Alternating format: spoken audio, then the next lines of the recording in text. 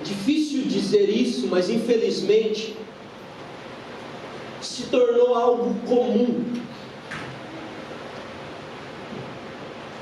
A vida das pessoas que colocaram um sonho no coração, nós fazemos parte não dessas pessoas, porque nós já não pertencemos mais a esse grupo. Diga glória a Deus. Glória a Deus. Diga graças a Deus. Graças a Deus. Porque eu vou dizer o porquê. Nós fazemos parte, porque eu creio que todo mundo aqui buscou o Japão, essa terra distante do nosso país, distante da nossa terra, né? Aqueles que comem piqui, tem eles aqui, que comem açaí. Não, você come açaí, Mário, com leite condensado. Isso é uma blasfêmia do verdadeiro conterrâneo que come açaí com farinha.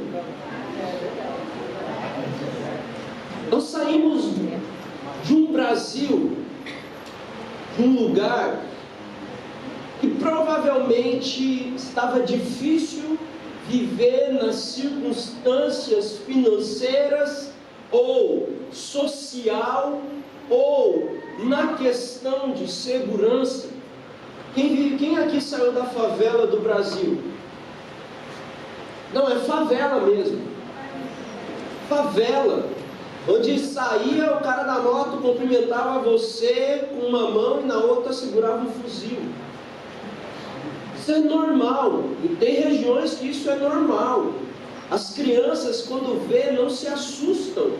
Antes, pelo contrário, elas são influenciadas a ter aquele mesmo sonho, porque o status de carregar uma arma te dá uma certa autoridade, uma certa visibilidade na questão de autoridade, na questão de ser o poderoso, de ser o manda-chuva, de ser o bambambam. Então, nós fazemos parte de um grupo que saímos do Brasil para vir para esta terra buscando condições melhores de vida, de oportunidade, de sonhos de sermos alguém melhor, de termos condições, de termos algum bem material. Isso não é errado, isso não é pecado, isso é um sonho que nós mesmos plantamos, nós mesmos geramos para nós, na nossa mente, na nossa vida, na nossa realidade. Tem essas pessoas que vieram carregando sonhos de comprar casa, de ter um negócio próprio, de abrir uma empresa, um restaurante, uma loja de roupa, aquilo que for. Então nós fazemos parte deste grupo. E aí o que acontece, e o que eu já vi e costumo ver, que nós saímos da terra, de falta de oportunidade, viemos para a terra dos sonhos. Os americanos vão dizer America Dreams, tá certo, teacher? O sonho americano. O nosso é o sonho do sushi, o sonho japonês. Porque temos a descendência, carregamos o sangue no DNA, né? Falando das coisas físicas, o DNA do Japão, o DNA do japonês, que deram legalidade para estarmos aqui. Só que o que acontece quando nós chegamos na terra do sonho, quando chegamos na terra de sonho, do sonhador, de alcançar, de buscar, de trabalhar para alcançar aquilo que plantamos no nosso coração, quando chegamos na terra dos sonhos, perdemos a capacidade de sonhar. Eu vou dizer o porquê. A Bíblia em Êxodo capítulo 5, versículo 3, vai falar de um povo escravo que é alimentado por um sonho. A Bíblia vai dizer em Êxodo capítulo 5, versículo 3, e eles prosseguiram, eles, Arão e Moisés, dizendo: O Deus dos hebreus nos encontrou. Deixa-nos ir, pois, caminho de 3 dias para o deserto, para que oferecemos sacrifícios ao Senhor, o nosso Deus, e não venha sobre nós com pestes ou com espada. Então eles começam a plantar um sonho. Qual sonho? Sair para o deserto para oferecer sacrifícios. Qual escravo poderia sair dos olhos de Faraó ou dos olhos daqueles que guardavam os escravos? Guardavam para não fugir, andavam com espadas e chicotes, ameaçando. Aquilo lá era ameaça para que eles não fugissem. Então, Deus começa a levantar um libertador, a implantar esperança para que eles possam criar coragens e ser alimentados de um sonho, para que eles saiam da terra da escravidão e ir para uma terra do sonhador, a terra do sonho, a terra que emana leite e mel. Quando um escravo sonhava, ele não sonhava, então ele começou a implantar dentro do coração daquele povo escravo. O que acontece? Quando o povo começa a ver a esperança da liberdade, Faraó usa de uma estratégia. E é isso que fez com que a nossa capacidade de alimentarmos todos os dias o nosso sonho, a gente de pouquinho em pouquinho, a gente foi perdendo. Qual? Qual foi a estratégia de Faraó? Dá um glória a Deus aí, fala glória a Deus. Não, é só para saber se vocês estão aqui comigo. Vamos lá, você que carrega a Bíblia, leia, você sabe de Bíblia, leia. Qual foi a estratégia de Faraó? Isso, tá vendo? Vocês são inteligentes, vocês sabem. Vamos lá? Mais trabalho. Então, é nessa estratégia que eu e você, um dia, caímos. Na estratégia de Faraó. Faraó, na Bíblia, ele tem uma simbologia. A simbologia de Faraó é Satanás. Então, é nessa estratégia que eu e você um dia caiu e que hoje muitas pessoas ainda estão presas e caem no laço do diabo, na estratégia de Satanás. Coloquem mais trabalho. Como assim? Olha o que a Bíblia vai dizer seguindo. Aqui, versículo 4, então lhe disse o rei do Egito, por que Moisés e Arão, por que interrompestes o povo no seu trabalho? Porque o trabalho era a isca, a escravidão através de um trabalho forçado, era a isca e a estratégia para manter um povo escravo. Qual era a estratégia? A estratégia do trabalho forçado, de um trabalho escravo. Ou seja, quanto mais aquele povo trabalhava, mais escravo eles se tornavam, porque quanto mais trabalho, mais cansaço, e quanto mais cansaço, menos eles sonhariam. Uma pessoa cansada que tem como propósito só trabalho, só dinheiro, ele não tem a capacidade de gerar sonhos e projetos de Deus para a sua vida. E assim estava eu e você. É verdade ou mentira? É verdade ou mentira?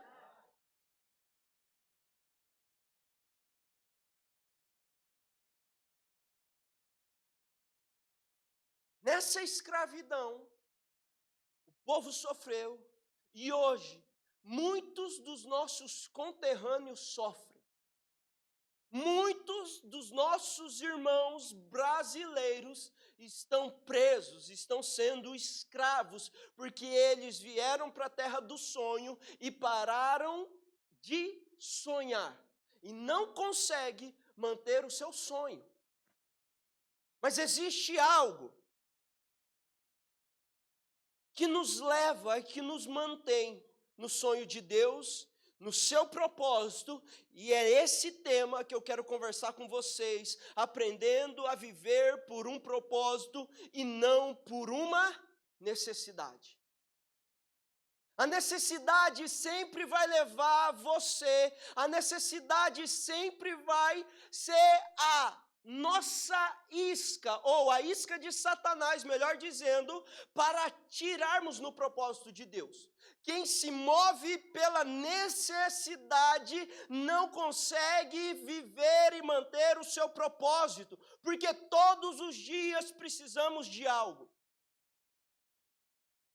Todos os dias tem algo na nossa alma sendo alimentado, um desejo do nosso coração. O perigo está naquilo que não está conectado, não está relacionado com o propósito de Deus. E isso é o perigo. As necessidades que nos atraem para longe, para distante do propósito de Deus. Olha o que a Bíblia diz nessa história que você conhece. Lucas capítulo 1, versículo 6. A Bíblia vai dizer, vai contar a história de homens extraordinários que viviam por uma necessidade. E aconteceu em um dia que, apertando a multidão para ouvir a palavra de Deus, estava ele, Jesus, junto ao lago de Genezaré. E viu 2 barcos junto à praia do lago, e os pescadores, havendo descido deles, estavam lavando as suas redes.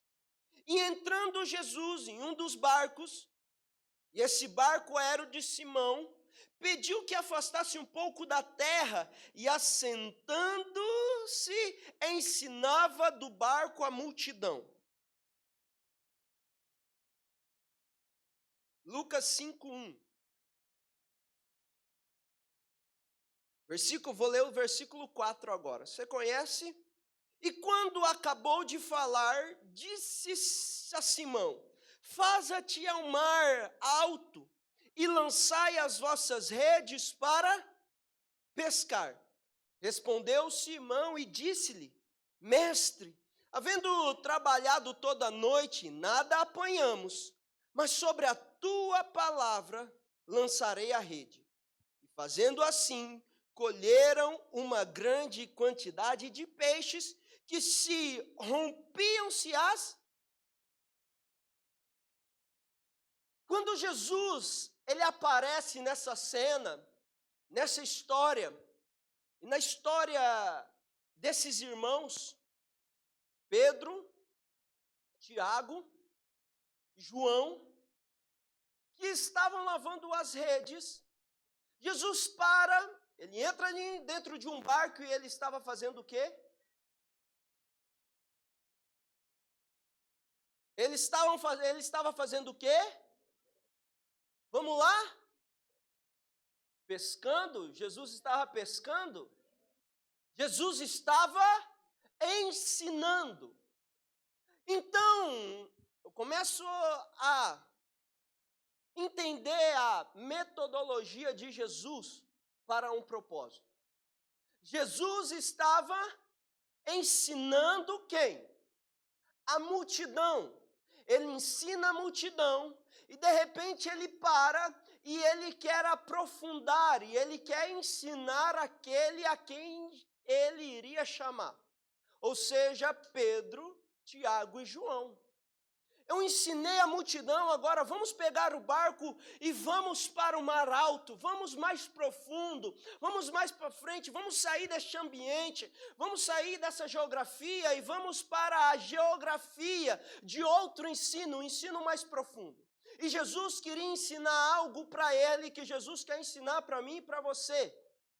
Ou seja, quando Jesus chega naquele lugar, no mar alto, ele dá uma palavra para Pedro: lança a rede do outro lado.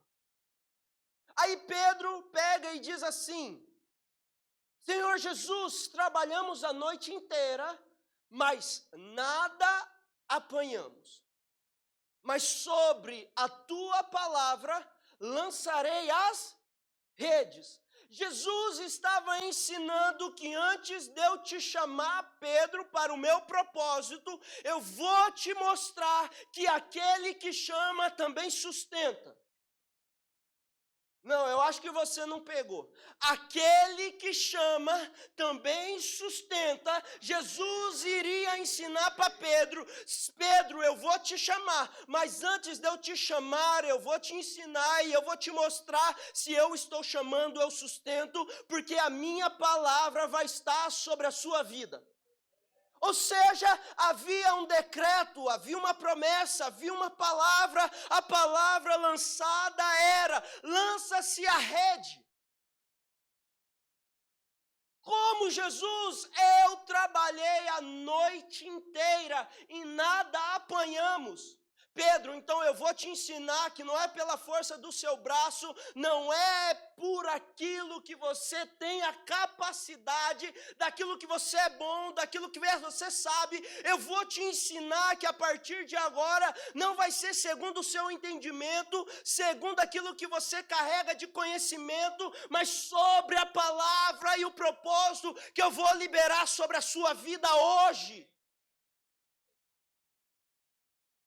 E ele lança as redes, e a Bíblia vai dizer que tudo aquilo que ele buscou a noite inteira, ou tudo aquilo que ele buscou o mês inteiro, ele não conseguiu pegar em uma obediência à palavra daquele que estava chamando.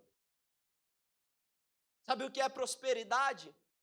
Prosperidade é você ajuntar todo o seu salário e somando com a tua esposa, não paga a graça do Senhor sobre a sua vida, os livramentos que Ele tem te dado e os milagres que Ele já fez em você.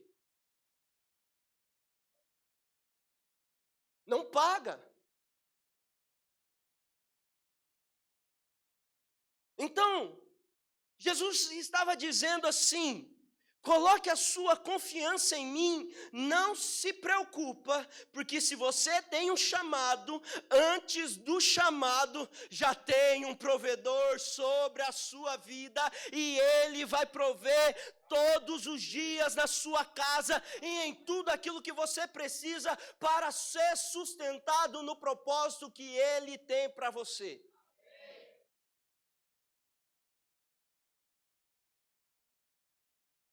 Olha que interessante.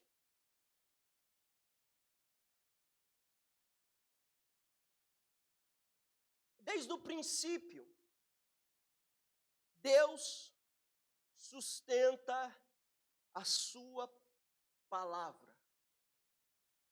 Gênesis, capítulo 1, versículo de número 1. Olha aqui, ó. Não, acompanha aqui, olha aqui, ó. No princípio, criou Deus os céus e a... Versículo 2. E a terra era sem forma e vazia, e havia trevas sobre a face do abismo, e o Espírito de Deus se movia sobre a face das... Todo mundo junto, vamos ler no 3? 1, 2, 3.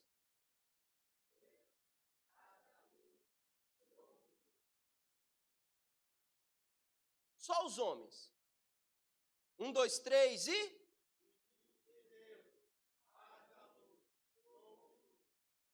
Versículo 1, versículo 2, conta uma narrativa daquilo que Deus fez.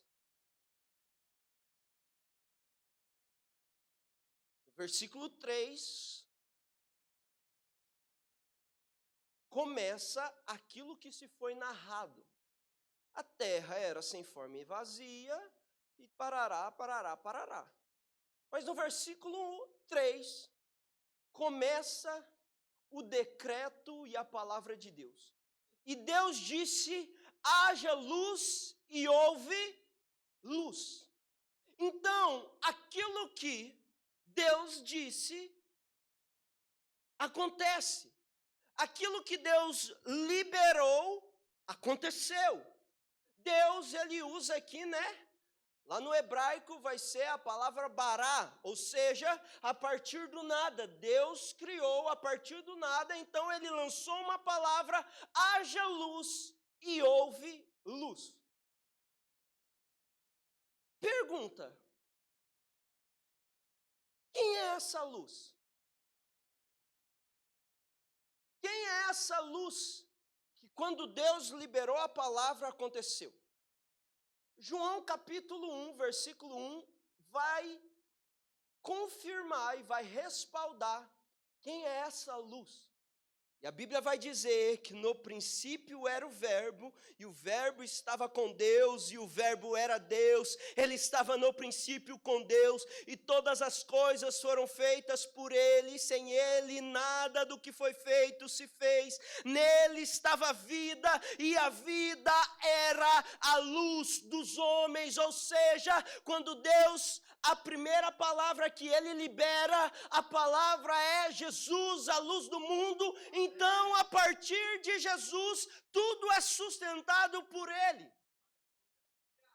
Um dia, o Fernando estava aqui e ele falou algo muito interessante, que tudo que Deus criou no próximo dia, o dia anterior sustentava aquilo que Deus iria criar no próximo dia.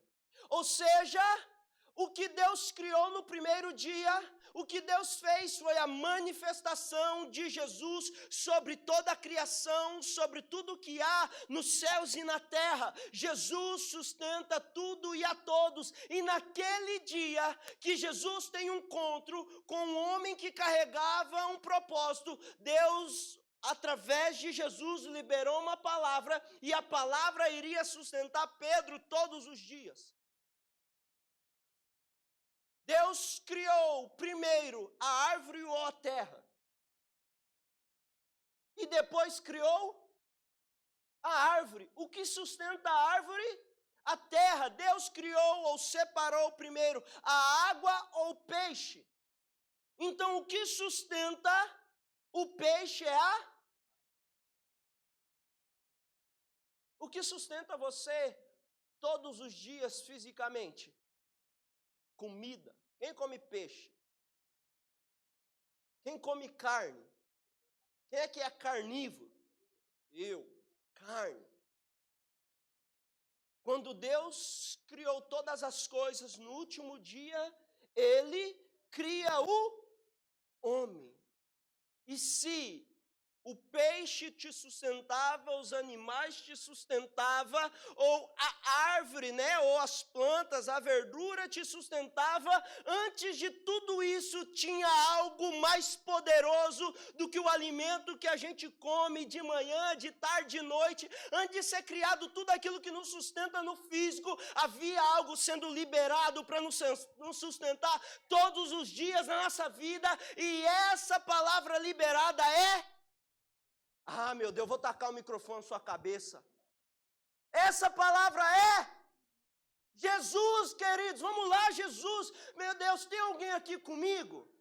Tem alguém aqui transbordando a presença de Deus? Obrigado, cara. Não, tem alguém aqui que manifesta e carrega algo de Deus na sua vida? Só os peixes mortos diz amém. Tá vendo?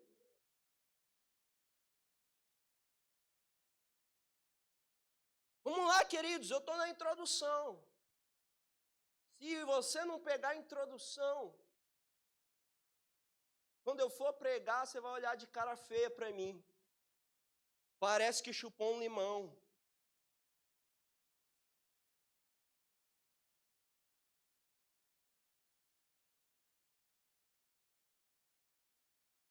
Vou dizer duas coisas.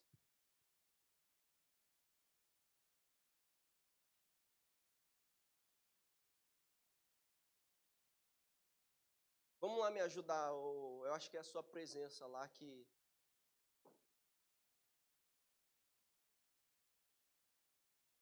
Eu vou falar duas coisas.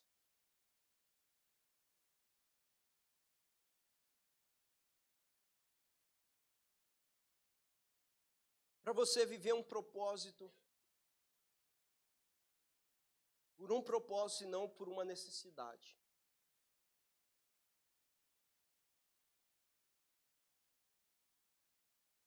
Primeiro, que não vai te sustentar.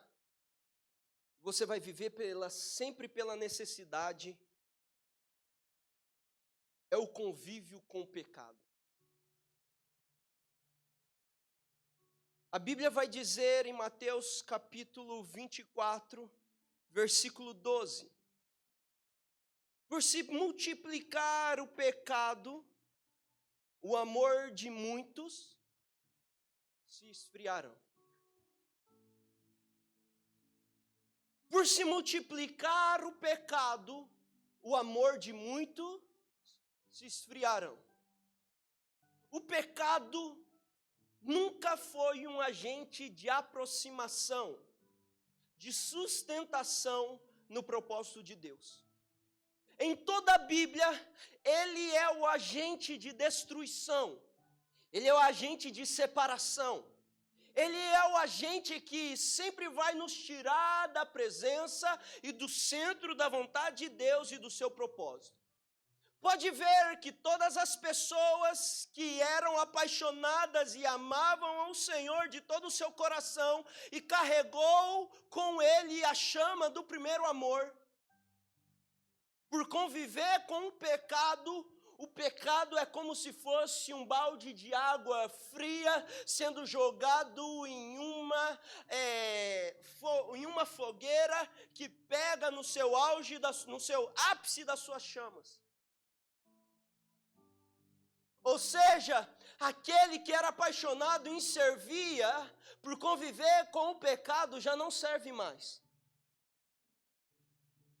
Aquele que amava evangelizar e pregar a palavra de Deus por causa do pecado, não prega mais com a mesma intensidade que carregava.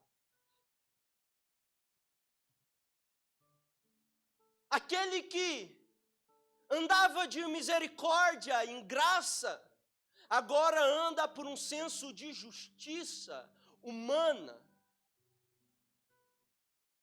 e um rancor. E a Bíblia vai mostrar que, por causa do pecado, as pessoas estão se esfriando. Aqueles que confiavam e tiveram as suas experiências, como a B estava contando, sempre sendo sustentada, entre aspas, pelo pai e pela mãe, ela começa a trabalhar e ela começou a gerar dentro dela uma confiança, entregando o seu dízimo, as suas ofertas e aprendendo a honrar os seus líderes. Toda pessoa que ela carregava este amor, e por causa agora do pecado, porque confiava no Senhor, não confia mais. Sabe por quê? A sinalização da pessoa que confiava e não caminha mais, eu não tenho problema em dizer com isso, é o dízimo. A pessoa dizimava e agora não dizima mais. Dízimo é o sinal, dízimo representa, ele é o princípio da obediência. Não é questão de honra, porque você não honra alguém com aquilo que pertence a ele. Eu não posso honrar o Ricardo pegando o carro dele e dizendo, olha, eu vou te dar esse carro. Eu não posso pegar o seu Keita e dar para você e dizendo para você, olha, eu quero te presentear com esse telefone, porque ele já te pertence. E a Bíblia vai dizer que o dízimo não é nosso, o dízimo pertence a Deus. Ai, mas entre os argumentos, porque o amor se esfriou e a falta de confiança dá legalidade ao pecado, e não crer é pecado, não confiar é pecado. Dízimo não é lei, dízimo é um mandamento, ele vem mesmo antes da lei. Quem deu a lei para Moisés foi Deus lá no livro de Êxodo, mas antes do Êxodo, Abraão encontra um sacerdote e de tudo ele já dá o dízimo.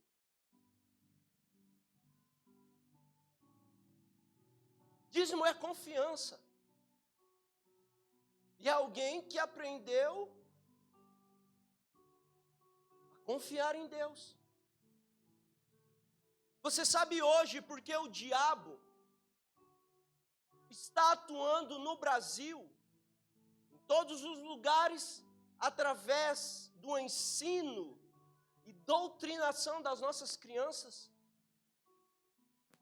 Porque todas as vezes que uma criança é ensinada, alguns psicólogos, não é psicólogos, alguns que dão um ensino, pedagogo, alguns formadores falam que o caráter da criança, ela é moldada a partir de 6 a 7 anos.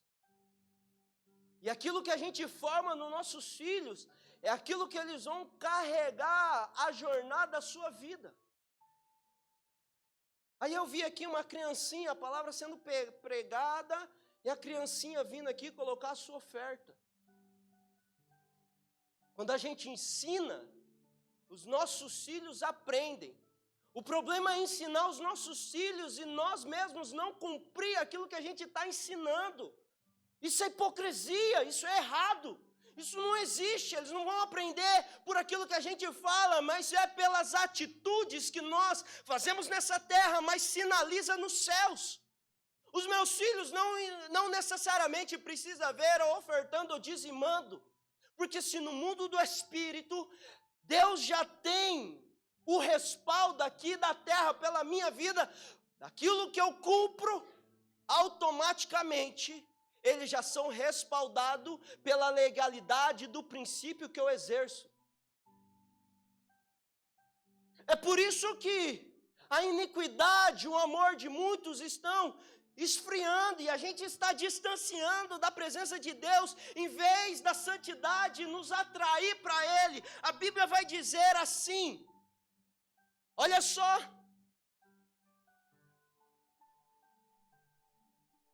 tudo aquilo que você começou em Jesus e não intensificou, o pecado tomou de você. Baixa um pouquinho para mim, minha filha. Tudo aquilo que você começou em Jesus e não foi intensificado, é porque o pecado te roubou. Se um dia eu não servia, eu aprendi a servir, e a partir do dia que eu comecei a servir, eu fui intensificando a minha vida para servir o Senhor, eu prospero. Se eu não prosperei, é porque eu falhei em alguma parte da minha caminhada. Eu não fui intenso. Como você vai provar que você ama mais a sua esposa do que quando você a conheceu? É que no dia da crise você não vai abandonar. É que no dia mau você não vai virar suas costas e vai abandonar os seus filhos. Como eu sei que o amor de muitos se esfriou? É porque no meio do caminho foram ou abandonaram aquilo que começou. Inclusive o propósito de Deus na nossa vida. A Bíblia vai dizer, o extraordinário é que os que encobrem as suas transgressões nunca prosperará. Ou seja, tudo aquilo que é encoberto, tudo aquilo que não é entregue, tudo aquilo que você segura e não entrega, tudo aquilo que você encobre não prospera. E isso está relacionado ao pecado, que ele não é confessado, antes ele é encoberto. Todas as vezes que você peca e você encobre, você se desvia do caminho.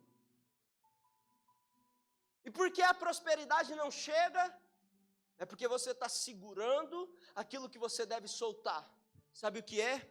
É o pecado que nos prende. Mas o extraordinário, e eu queria que você glorificasse a Deus, porque é a palavra de Deus, mas os que confessam e deixam, esses alcançarão a misericórdia do Senhor, e as misericórdias do Senhor são as causas da gente não ser consumados. Então é ela que nos sustenta todos os dias as misericórdias do Senhor é renovada na nossa vida, porque todas as vezes eu e você precisa confessar o nosso pecado e deixar. O pecado sempre foi o agente para nos aprisionar na escravidão e na pobreza, na miséria e na ruína, mas Jesus, como luz do mundo, veio para nos libertar, e a Bíblia vai dizer que na sua pobreza Ele se fez pobre para que eu e você fôssemos ricos, e nós vamos ser abundantemente abençoados pela palavra de Jesus e o seu princípio estabelecido sobre a nossa vida. Você pode dizer amém e dar e glorificar e dar aquilo que é devido a Ele?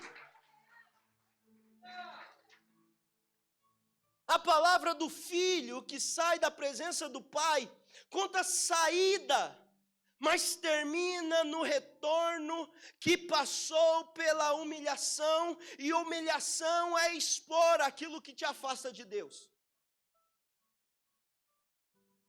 É uma palavra extraordinária, é uma história incrível que começa com uma atitude errada, mas o fim é o fim extraordinário. É ver algo difícil para alguns. A Bíblia vai dizer que os humilhados serão, diga amém, os humilhados serão exaltados, diga aleluia, graças a Deus. Não.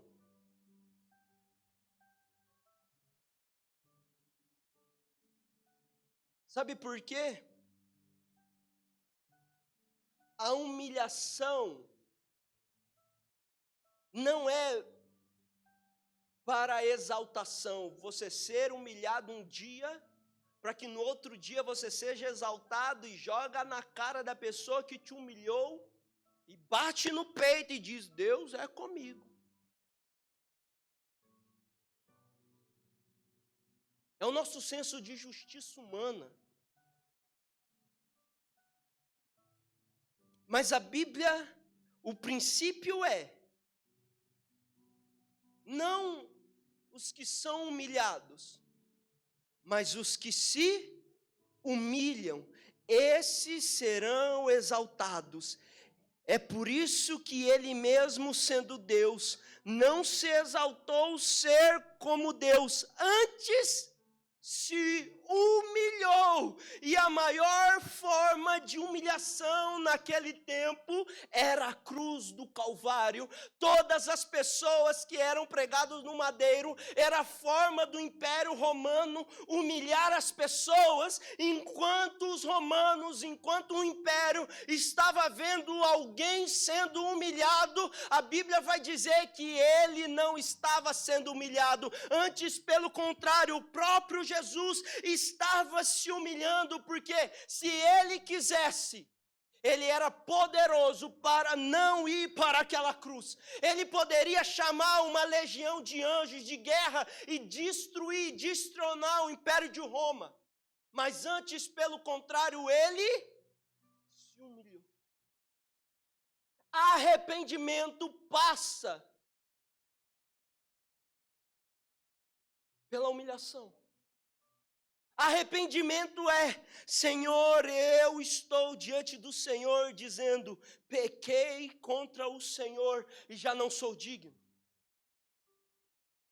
A Bíblia vai contar a história de dois homens, um que batia no peito e dizendo, eu não sou como essa pessoa, porque eu oro 3 vezes por dia, eu jejuo, eu dou ofertas e eu faço e tal. Mas a Bíblia vai dizer que aquele que estava de joelhos no chão, orando, dizendo para Deus, Senhor, eu não sou digno, eu sou um pecador, eu preciso da sua misericórdia e da sua graça. Esse foi o que foi recebido as suas orações no céu. Você percebeu então que aquilo que você carrega de si próprio te leva à pobreza, miséria e ruína? Desde o dia que eu confessei o Senhor Jesus como meu Senhor e Salvador, desde aquele dia, Deus me prosperou. Em todas as coisas. E o que eu louvo a Deus e levanto as minhas mãos é por aquilo que Ele fez na minha vida, é da onde Ele me tirou. E a Bíblia vai dizer que na minha humilhação de confessar que eu era um pecador, a Bíblia vai me respaldar no Salmos 40, que Ele me tirou de um charco de lama. Então, quando eu olho para Deus, eu olho que eu recebi mais de tudo aquilo que eu precisava, porque eu pensei que Deus só ia me tirar do pecado, mas Ele não só me tirou pelas mãos, de um charco de lodo, mas como Ele colocou fundamentos na minha vida, Ele lavou no seu sangue, Ele perdoou os meus pecados, Ele firmou os meus passos e me colocou sobre uma rocha. E a Bíblia vai dizer através do salmista: ai, se eu pudesse contar tudo aquilo que Ele tem feito de bom sobre a minha vida, eu não posso contar, porque são mais daquilo que eu posso falar, porque Ele colocou um novo cântico na minha boca,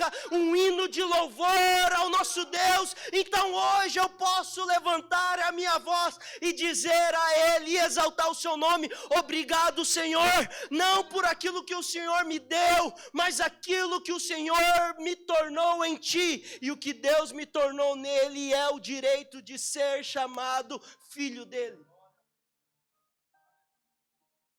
Você sabe que a responsabilidade daquele que adota é maior daquele que é pai? Escute, Marquinhos. Sabe por quê?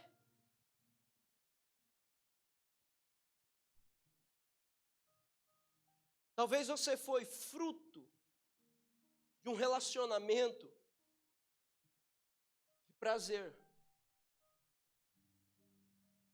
A mãe e o pai foi lá, se envolveu com uma pessoa, em uma noite nasceu você. Você não escolheu o seu pai, você não escolheu a sua mãe. E é por isso que às vezes muitos são abandonados. Só que quando você adota uma criança, você está dizendo: eu assumo a responsabilidade de ser pai, de cuidar, de prover. Eu acho que tem alguém aqui que está pegando. Tem alguém pegando, vai glorificando a Deus, se você sabe aquilo que a palavra diz. A Bíblia vai dizer que nós somos adotados. Nós não escolhemos um pai, Ele nos escolheu para sermos os seus filhos, e aquele que nos escolheu até que os nossos pais nos abandonem, aquele que nos adotou é fiel e nunca vai nos abandonar, porque aquele que nos adotou nos sustenta, aquele que nos adotou cuida, aquele que nos adotou nos segura pela mão, nos agarra. E a Bíblia vai dizer em Romanos capítulo 8, versículo 35, quem nos separará do amor que nós encontramos naquele que nos adotou? Será a altura, a profundidade, será anjo, será a vida, será a morte, mas Ele vai confirmar para você que nada e nem ninguém pode te separar do amor que você encontrou em Cristo Jesus. O pecado não pode te separar de Deus, o mundo não pode te roubar de Deus, nada e nem ninguém pode te separar do amor que está em Cristo Jesus. Esse é o nosso Deus, esse é o nosso Pai. Enquanto o pecado vem para nos separar, Deus fez de tudo para aproximar da gente. O pecado no jardim afastou Adão e Eva.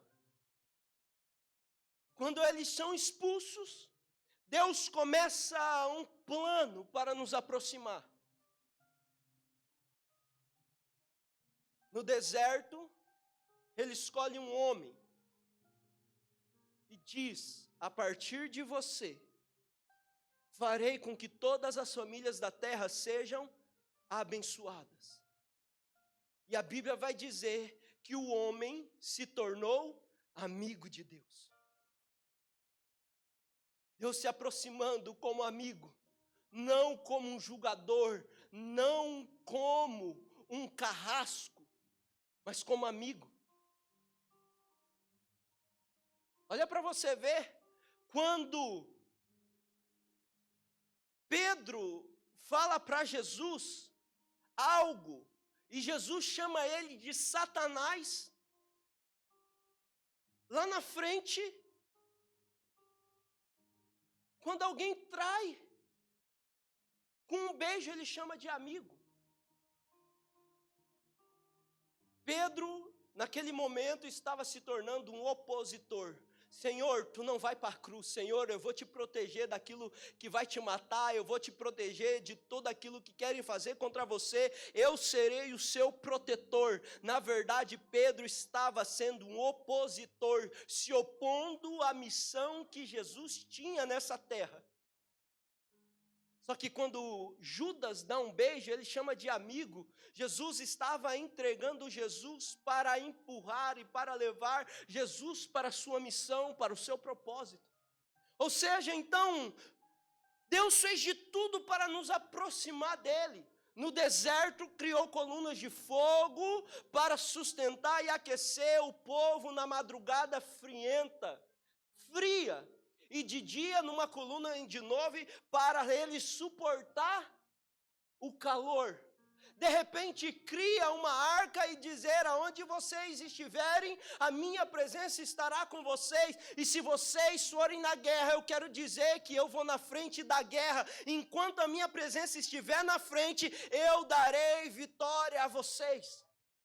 Aproximando, e ele estava assim distante do povo. Agora eu vou me aproximar. Criou um tabernáculo, uma tenda, e uma vez por ano o homem se encontrava com Deus. Era a tenda do encontro uma vez por ano, até que o dia que Deus agora não quer ser achado somente por um, mas ele quer ser encontrado por todos. Então a Bíblia vai dizer que um menino vos deu, um menino vos nasceu, e o seu nome será Emanuel, ou seja, Deus conosco. E ele chega para o homem Pedro: eu quero andar com você, Pedro. Eu quero me aproximar de você, Pedro. Era Deus andando. Então, o pecado que nos afasta, Deus fez de tudo para nos aproximar dele. Para de viver, então, uma vida distante. Sabe por quê? Sabe o que vai te manter no seu propósito? De você viver por um propósito e não pelas necessidades? Fundamentos. Aquilo que você carrega são os fundamentos para você caminhar nessa terra. O que você carrega é a palavra de Deus. O que você carrega são princípios eternos. E você está fundamentado em quê? Nas justificativas ou no princípio da sua palavra? Fui conversar um tempo atrás com uma pessoa. E por que você quer descanso? Por que você quer um tempo? Não, pastor, porque eu preciso de um tempo para a minha vida. Sim, meu filho, mas você está embasado em quê? Você está fundamentado em quê? E na verdade estava fundamentado na sua crise pessoal. E as pessoas que se fundamentam nas suas crises, se argumentam e se fundamentam nas suas emoções e nos seus momentos. Sabe o que me sustenta todos os dias e principalmente no meu dia mal? É na palavra de Deus que Ele liberou sobre a minha vida e sobre aquilo que eu creio e aquilo que eu cumpro e aquilo que eu faço. Essa semana, uma pessoa na minha fábrica me perguntou e falou assim, mas por que você é assim? Por que você se acha superior a mais do que as pessoas? Eu disse para ela, eu não me sinto assim. Você que pensa isso de mim. Eu não sou melhor que você. Porque você vive segundo aquilo que você crê. E você acredita, e porque você acredita, você anda naquilo que você é fundamentada. Mas, minha filha, você não vai todos os domingos para a igreja, porque você crê e você aprendeu que não é assim. Mas eu aprendi e eu creio que estar nos meus cultos todos os domingos é o dia que eu vou me alimentar, é o dia que eu vou entregar, é o dia que eu vou ser o corpo, ou seja, as pessoas amam o noivo, mas desprezam a noiva. Eles amam a Jesus, mas desprezam a igreja. Como? É naquilo que elas são fundamentadas. As pessoas ficam ofendidas e dizem, eu vou sair da igreja, eu fico ofendido, mas eu não permito viver pela ofensa, porque logo eu perdoo. Liberar perdão é não carregar aquilo que me machuca e aquilo que me mata. E as pessoas, elas não querem se humilhar, porque se humilhar necessita ir até a outra que se sentiu ofendida e dizer, me perdoe porque eu errei com você, mesmo estando certo na sua convicção. Só que as pessoas estão todas tantas cheias de ego, que elas não permitem dizer, eu errei. Elas exaltam, a Bíblia vai dizer que Miriam cuspia na cara de Moisés quando falava dele. O que ela fez? O que aconteceu com ela? Leprosa. Porque não se humilhou. Não pediu perdão. Domingo passado, alguém entra na minha sala, pastor, me perdoa. Eu falo, não, minha filha, mas não aconteceu nada. Não, mas eu quero pedir perdão, pastor, eu estou mal, minha filha, vem aqui. Eu perdoo você. Como? Alguém vem diante de mim com um erro. Sabe por quê, queridos? É melhor você se humilhar, pedir perdão, até mesmo não estando e achando que não está errado, do que você carregar ego e lidar com aquilo que muitas vezes nós carregamos, engano. Eu prefiro chegar para uma pessoa e dizer, me perdoe, mesmo a pessoa não se sentindo ofendida, do que carregar comigo, pensando que ela não se ofendeu e dizer que não precisa. Sabe por quê? O ego pode te levar para o abismo. O ego pode te levar para a pobreza, a miséria e a ruína. Mas a humilhação pode abrir portas para você ser próspero em Deus. A humilhação faz com que Deus pegue você, coloque de pé e leve a você a viver coisas extraordinárias que o seu ego, o meu ego não pode nos levar. O nosso ego sempre está levando a gente para o abismo, mas a nossa humilhação sempre está nos aproximando de Deus, que no seu sangue, na sua misericórdia, nos perdoa todos os dias. É por isso, queridos, que hoje é dia de Santa Ceia. Hoje é dia de nós ceiarmos. Hoje é dia de renovar a nossa aliança. Hoje é dia de dizer para Deus, Senhor, eu vou viver pelo um propósito e eu não vou viver segundo as minhas necessidades humanas, porque eu preciso de tantas coisas, mas verdadeiramente o que eu preciso é da sua presença e da sua palavra. Santa Ceia é renovação. é pedir perdão, é liberar perdão, é se humilhar perante Deus. Examine o homem a si mesmo. Diga para Deus. Quantas vezes eu disse, Senhor, o meu ego, o meu egoísmo me leva a uma soberba. Mas eu quero me humilhar, Senhor, e me tornar servo de todos. Viva por um propósito e não pelas suas necessidades. O que está te privando? O que está te roubando? O que está te distanciando? Fala assim, pecado. Fala assim comigo, o pecado tem a força de me tirar do centro do propósito de Deus.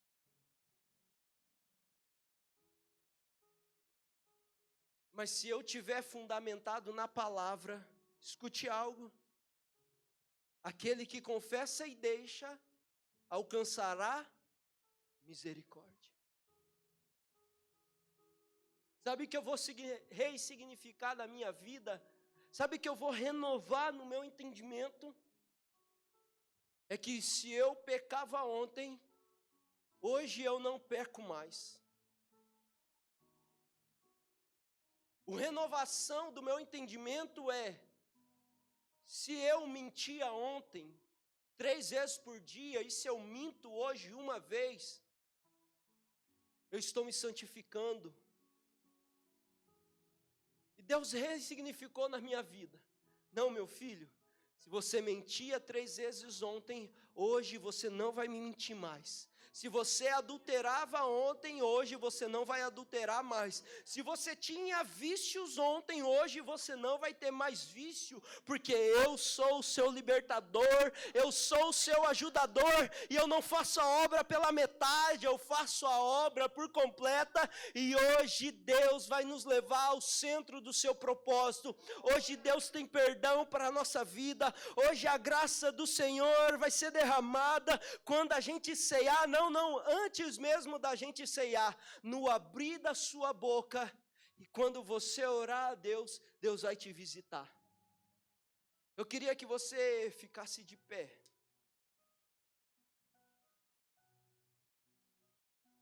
E aqueles que vão preparar a ceia, eu queria que você fosse lá pegar, já pode vir aqui enquanto a gente ora.